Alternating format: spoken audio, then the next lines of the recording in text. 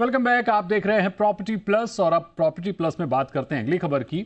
Leading real estate developer Hiranandani communities पहली बार पुणे में क्रिसाला developer के साथ ज्वाइंट वेंचर में 105 एकड़ की टाउनशिप डेवलप करने जा रहे हैं। इस पर मैंने बात की हीरानंदानी कम्युनिटीज के सीएमडी निरंजन हीरानंदानी और क्रिसाला डेवलपर के एमडी आकाश अग्रवाल से। पुणे में पहली बार हीरानंदानी ग्रुप ज्वाइंट वेंचर भी कर रहे हैं और प्रोजेक्ट भी कर रहे हैं। ये अपने आप में बड़ी अलग चीज है।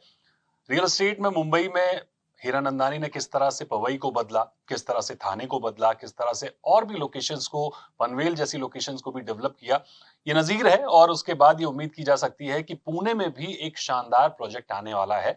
ये प्रोजेक्ट त्रिशाला ग्रुप के साथ ज्वाइंट वेंचर के जरिए हो रहा है। तो हमारे साथ डॉक्टर निरंजन हीरानंदानी भी हैं और त्रिशाला के प्रमुख भी हैं, तो दोनों से बात करेंगे। निरंजन सर, सबसे पहले तो बहुत स्वागत है आपका जी बिजनेस पर। पुणे में पहली बार और ज्वाइंट वेंचर भी पहली बार, इतना लेट क्यों सर? हर एक चीज का एक समय आता है और ये एक समय है। जमीन तो हमने 2010 में खरीदी थी और यही था कि काफी काम थे दूसरे, तो उसमें बिजी हो गए। तो इसलिए अभी एक समय आ गया जो हम समझते हैं कि पुणे की मैच्योरिटी इतनी आई है कि ये टाउनशिप बहुत ही जल्दी और बेहतरीन बन सकती है। तो हम समझते हैं कि नहीं तो 105 एकड़ को एक साथ में करते हुए मैं समझता हूँ कि अभी एक ये समय है जब पुणे की ग्रोथ भी उस एरिया में बढ़ रही है। एक अपेक्षा हम रख सकते हैं कि यहाँ की ग्रोथ जो आएगी वो एक बेहतरीन रहेगी। और क्रिसेला एक यंग ग्रुप है जो मैं अपेक्षा रखता हूँ कि वो भी मेहनत करके उसी पद पर लेके आएंगे जो हमारे खुद के प्रोजेक्ट्स हैं।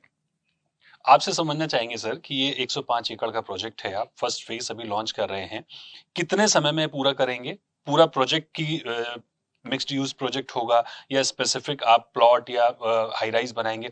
कैसे डिजाइन कर रहे हैं और अभी क्या स्टेटस है, कब तक इसको शुरू करेंगे? ये जो प्रोजेक्ट है ये 105 एकड़ का प्रोजेक्ट है। 7 से 10 साल की समय कालावधि हम देख रहे हैं जब ये प्रोजेक्ट हम खत्म करेंगे। फेजेस वाइज ये प्रोडक्ट लॉन्च किया जाएगा। पहले फेज में हम 2 मिलियन स्क्वायर फीट, एक 20 लाख स्क्वायर फीट के आसपास का एरिया हम देख रहे हैं, जहां पर ये मिक्स्ड यूज फेज होगा, जहां पर रेसिडेंशियल, कुछ रिटेल स्पेसेस, देन कुछ प्लॉट्स, कुछ विलाज, अपार्टमेंट्स, ऐसा सारा मिक्स्ड यूज होगा।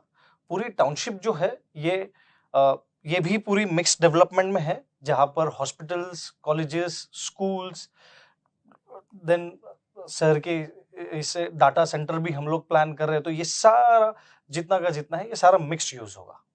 निरंजन सर, आपसे मेरा सवाल ये होगा कि क्या इसके बाद और भी प्रोजेक्ट आप लेकर आ रहे हैं पुणे में? क्योंकि ये पहला जॉइंट वेंचर है, तो क्या अब जॉइंट वेंचर का रास्ता पूरी तरह से खुल गया है? अगर पुणे के अलावा कहीं और से भी, दिल्ली से या भोपाल से या किसी और शहर से भी अगर आपको जॉइंट वेंचर के ऑफर मिलते हैं, तो क्या आप वहां जाना चाहेंगे? कर सकते हैं, ऐसे कुछ नहीं है। हम डेवलपमेंट मैनेजर मॉडल भी किए हैं ओशिवरा में और सोसाइटी रीडेवलपमेंट भी कर दिए हैं। जहां सोसाइटीज़ हैं उनकी भी चल रही है बातचीत और अभी लॉन्च करेंगे। तो हम ज़रूर करेंगे, पर ऐसे कोई निश्चित नहीं है कि हम कौन से प्लॉट में करेंगे या किसके साथ करेंगे या इमीडिएटली कुछ करना है। कोई इमीडिएटली नहीं है, लेकिन कुछ आ जाए तो हम बात कर सकते हैं। बिल्कुल। निरंजन सर, एक सवाल ओवरऑल रियल एस्टेट सेक्टर को लेकर, काफी अच्छा विजन अभी आपने दिया कि जिस तरह से चाइना +1 के तौर पर हम आगे बढ़ते हुए दिख रहे हैं। रियल एस्टेट काफी अच्छा कर रहा है। पिछले कई सालों से हमने देखा आफ्टर कोविड बहुत ही अच्छा साल रियल एस्टेट के लिए रहा है। ये साल भी और अच्छा रहा है। आगे रियल एस्टेट का फ्यूचर कैसे देख रहे हैं? क्या ट्रिगर्स हैं जो इसको बढ़ाते हुए दिख रहे हैं? क्योंकि एक सबसे बड़ी समस्या जिस पर हमने आपके साथ कई बार जिक्र किया कि लग्जरी पे तो हम बात करते हैं, मिड इनकम पर हम बात करते हैं, लेकिन अफोर्डेबल हाउसिंग में बहुत अच्छा नहीं हो पा रहा है। इस बार बजट में भी अफोर्डेबल हाउसिंग को लेकर कोई ऐलान नहीं हुआ, उम्मीद हम कर रहे थे। तो ओवरऑल रियल एस्टेट को कैसे देख रहे हैं और इसमें क्या अफोर्डेबल सेगमेंट पीछे हटता हुआ दिख रहा है? ओवरऑल रियल एस्टेट की बढ़ोतरी तो मैं समझता हूँ लगभग 15% ग्रोथ है इस साल, और ये अक्रॉस द बोर्ड पूरे हिंदुस्तान में है।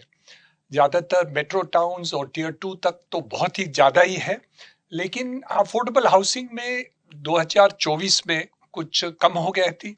लगभग मेरे अंदाज से 20% कम हो गया था। दो बातें हुई है। एक तो ब्याज कम हो गया है आरबीआई का 25 बेसिस पॉइंट, मैं समझता हूँ इस साल में और भी गिरेगा। दूसरी बात है प्रधानमंत्री आवास योजना का फिर ऐलान हो गया है, वो ग्रोथ आएगा तो 1.5% लगभग अफोर्डेबल हाउसिंग को एक बूस्ट मिल जाएगा, तो शायद अफोर्डेबल हाउसिंग फिर ग्रो हो जाएगा।